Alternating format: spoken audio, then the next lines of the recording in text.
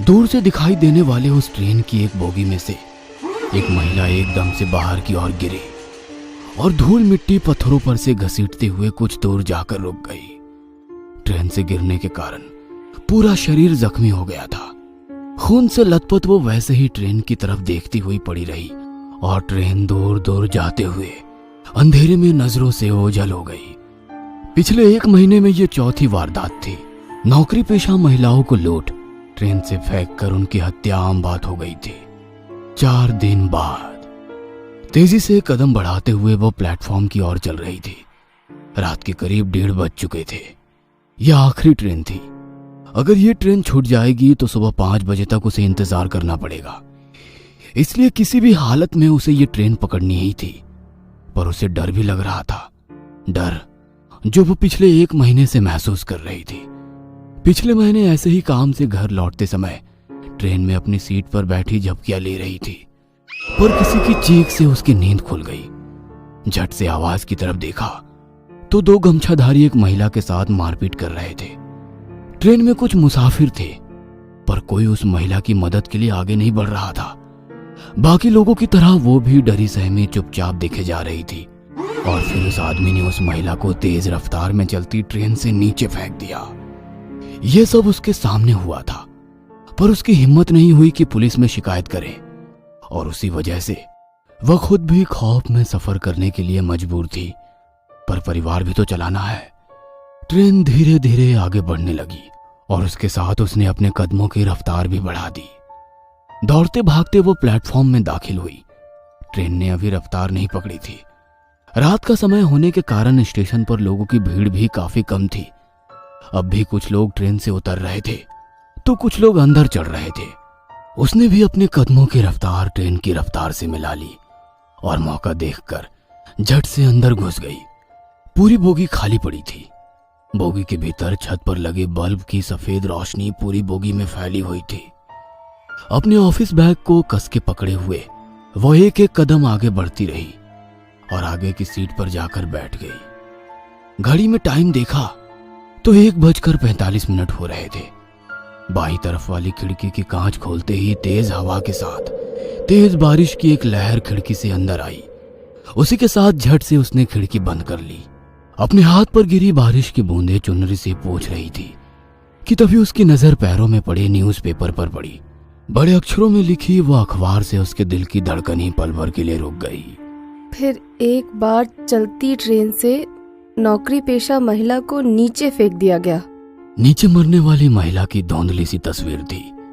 जिस डर को वो नजरअंदाज करने की कोशिश कर रही थी, वो डर रह रहकर उस पर हावी हो रहा था।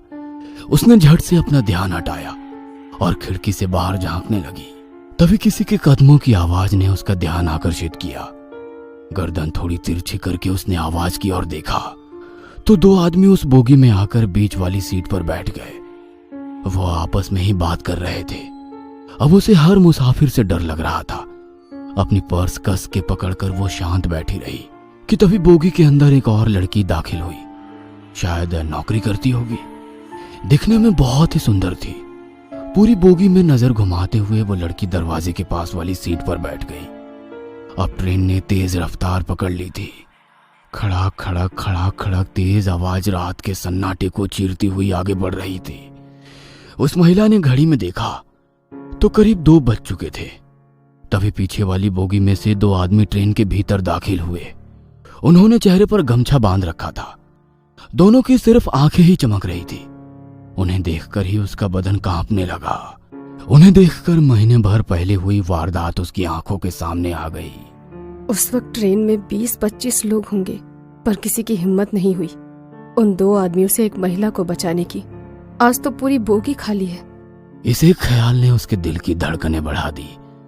उन दोनों ने पूरी बोगी में नजर घुमाई और दरवाजे के पास बैठी उस लड़की को ताड़ते हुए आगे वाली बोगी में चले गए।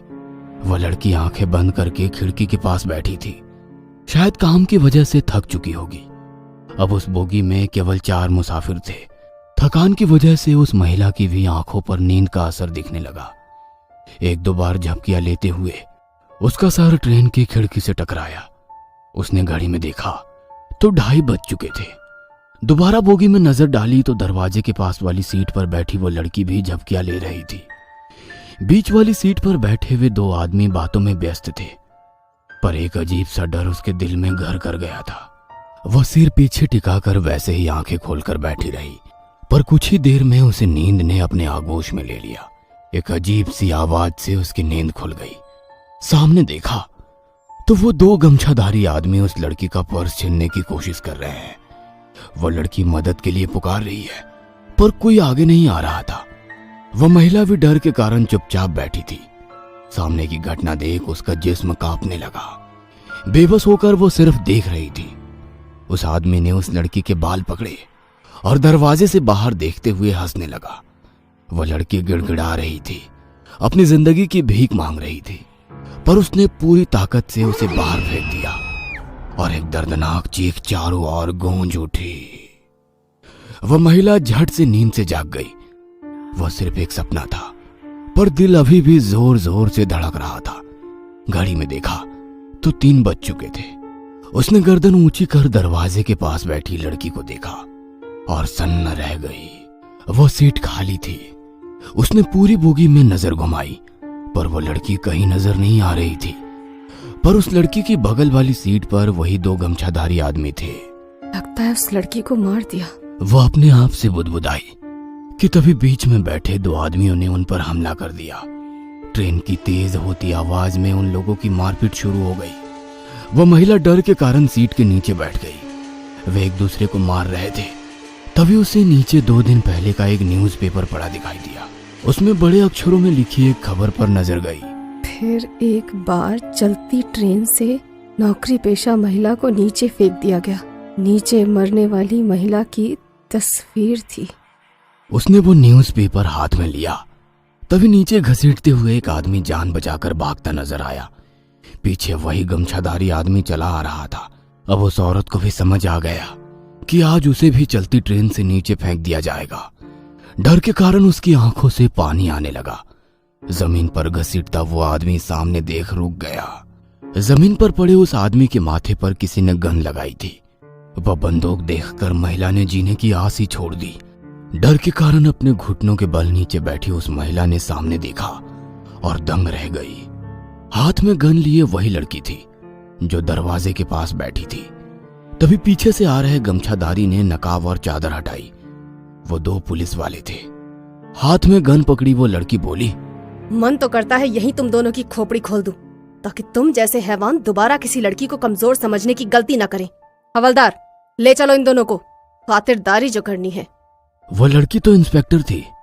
उस महिला की जान में जान आई। जमीन पर पड़े न्यूज़पेपर को उठाया। मरने वाली औरत की तस्वीर देख सन्न रह गई। तस्वीर उसकी खुद की थी। शायद उसकी रूह इंसाफ के लिए तड़प रही थी, जो आखिरकार मिल गया था।